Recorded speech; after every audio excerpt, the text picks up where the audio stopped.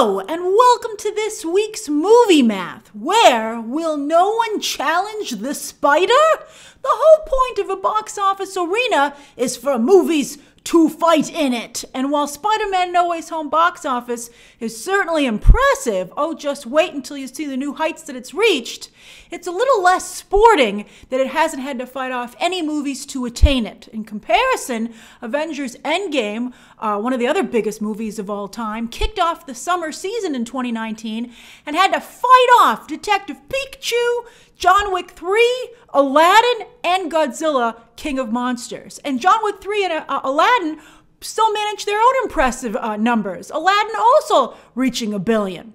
Now, Paramount finally sent Screamin' for a round, right, last weekend, but the franchise's fifth entry has quickly crumbled, falling almost 60% in its second weekend. I guess that's a little better than the other falls we've seen during the pandemic, but still, considering that the opening was a little lower than we'd hoped, I think and there's absolutely no competition. It's the only new freshie in the arena.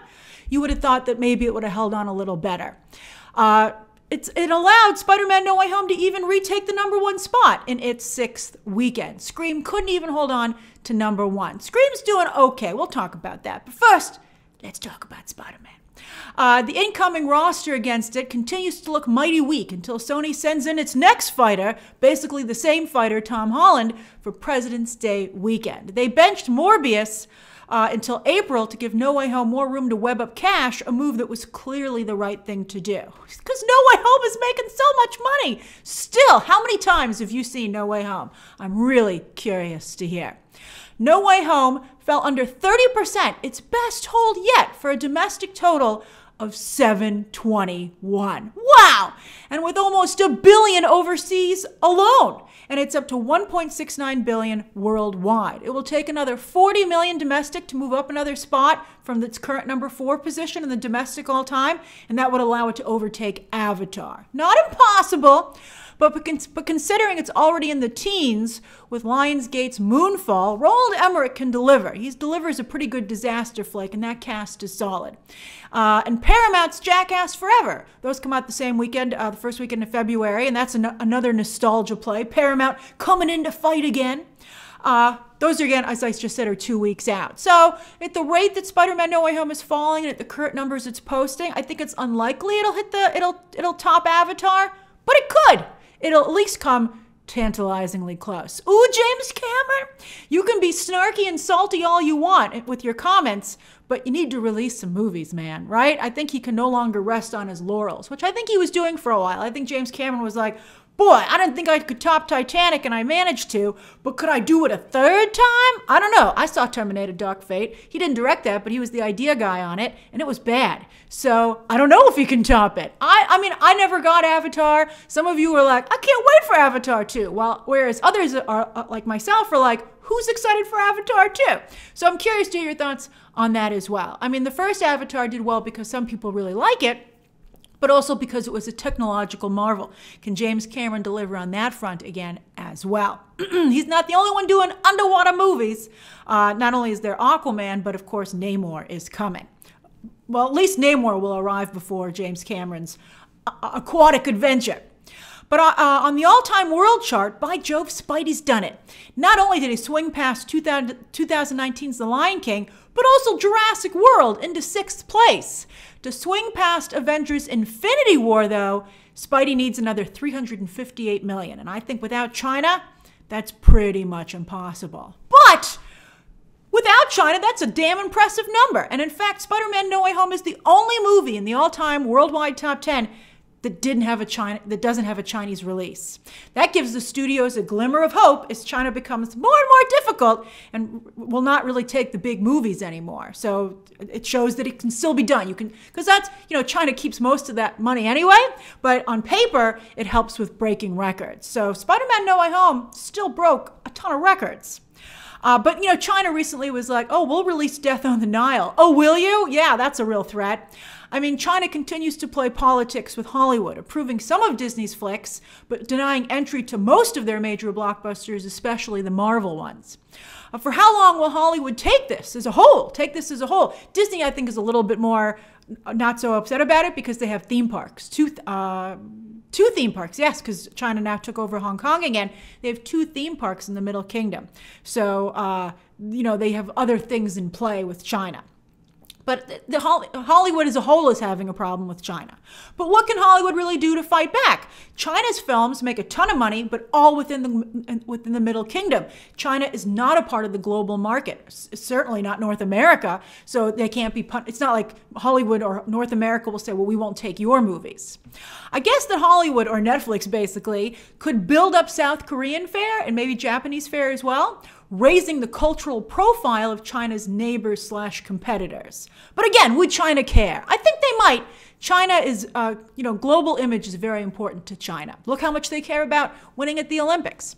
All right, so anyway, as for the rest of the top 10, the new Scream better stop hemorrhaging box office if it wants to pass the century mark like the first 2 movies did. And that was, a long time ago. So inflation, of course, should be putting, when you account for inflation, they're even more successful. But at least the new Scream has already surpassed the domestic total for Scream 4, although still not the global total, so it needs to make more money. Also, the latest Scream could still explode in the digital marketplace. Maybe releasing during Omicron wasn't a good idea, but people are willing to see Spider-Man. So and Sing 2. So we'll see what happens. And again, these horror movies are dirt cheap. Certainly a lot cheaper than No Way Home and Sing 2. As for Sing 2, it enjoyed the same stronghold as Spider-Man No Way Home in its 5th weekend, so it's just 1 weekend behind Spider-Man. It doesn't have Spider-Man money, but it has impressive money nonetheless, as it has now passed Ghostbusters Afterlife to become the top family flick of 2021. I think global too, but certainly domestic. A huge win for Universal and Illumination Entertainment, beating out several entries from powerhouse competitor Disney. Of course, Raya was a simultaneous release on Disney+, but Encanto wasn't. And so that's really very, very interesting. All right, so never count out Illumination Entertainment. They are a very strong competitor. It's Universal, the sleeper threat. As for the rest of the top 10, including 2 no-name newcomers, things were pretty pitiful, with 3 entries at the bottom not even topping $1 million for the frame. Ouch! That would never happen. Surely a lot of this has to do with Omicron, but as I just said, there are no real fighters in the arena, and people are still seeing the top 3 movies, so people are willing to go. Nobody wants to risk their movie. As for streaming, Nielsen decided to annoy the streaming services and the studios that own some of them even more by releasing a series of 2021 top 15 lists. And the reason that annoys the streaming services and the studios that own them is that they have been arguing quite aggressively that Nielsen's info is inaccurate. But here's the thing. As streaming replaces television, and they're doing it, they're replacing traditional television, there's going to be a need for a third party which offers statistics, much like Nielsen used to do for traditional television. So the streaming services, they need to pick their poison. They're never going to be able to self-report. It's just, eventually people who want profit participation will just never allow it. Right now, these streaming services are getting away with it with ridiculous upfront pay. But now, as you know, from the pending strikes, and strikes that are still on the horizon potentially, you have the below the line people who aren't involved in those upfront deals, and they're not seeing the money that they're supposed to see. That's why people have loved television for decades. It's a cash cow. And streaming is not the cash cow, certainly not the unilateral cash cow that television was. So people aren't accepting it as a replacement, as is.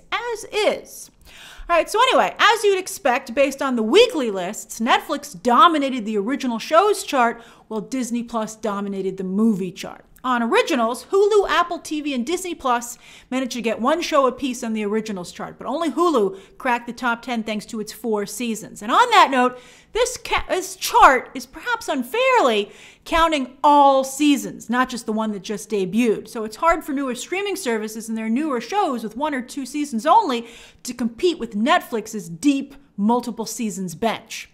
And rejoice, WandaVision fans! It's the top Disney Plus show for the year, and you too, Witcher fans, as you just made it into the top 10, with The Witcher Season 2, debuting at the last minute.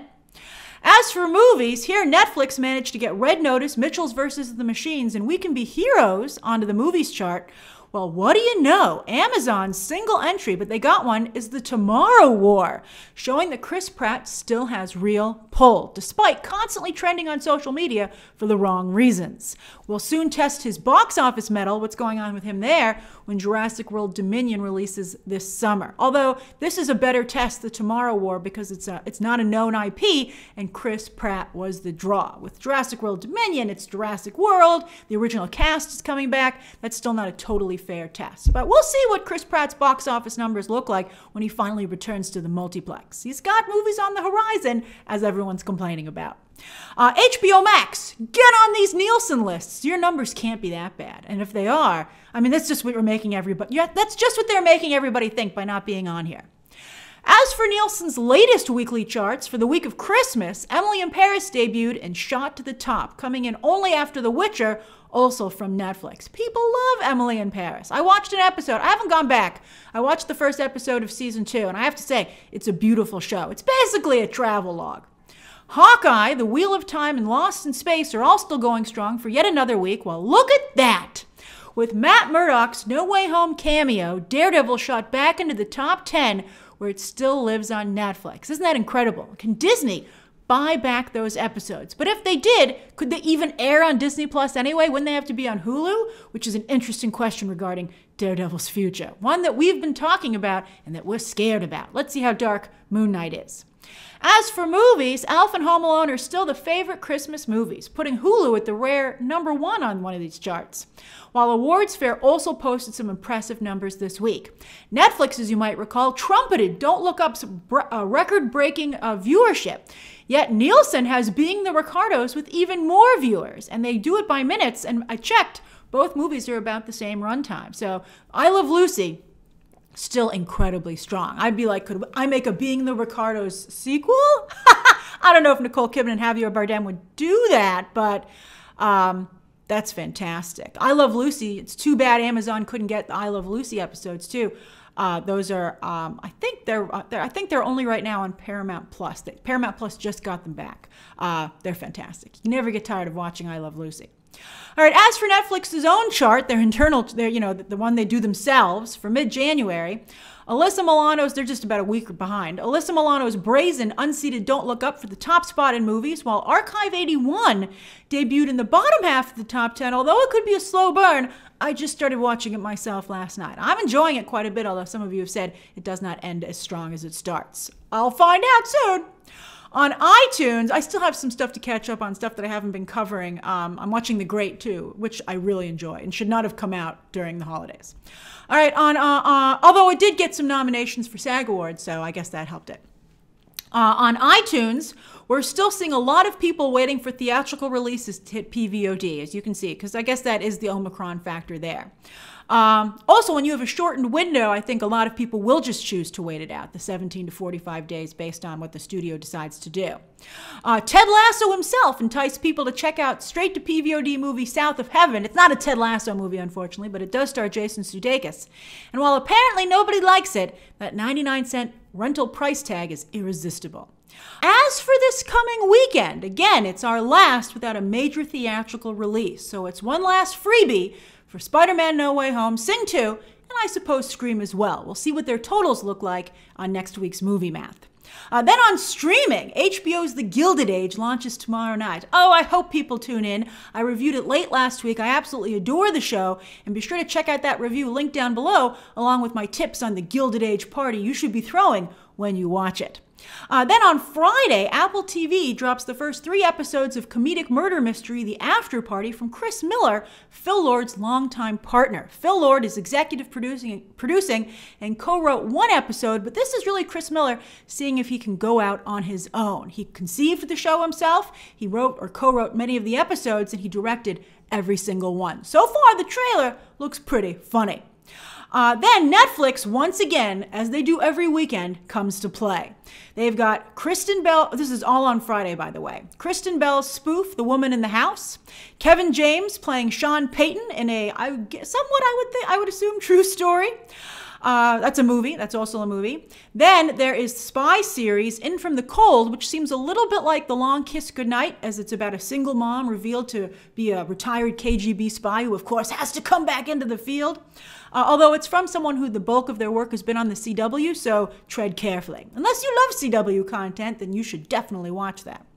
Jonathan Van Ness giving Jeff Goldblum a run for his money in the Curiosity Department, and another show from South Korea, this time a zombie one, called All of Us Are Dead. And that's this week's Movie Math. What have you been watching, and what do you plan to watch this coming week? Will you be checking out any of these new things, or do you have some shows and movies to catch up on? Share those thoughts down below, subscribe today, and of course, as always, you can check out some more videos right now.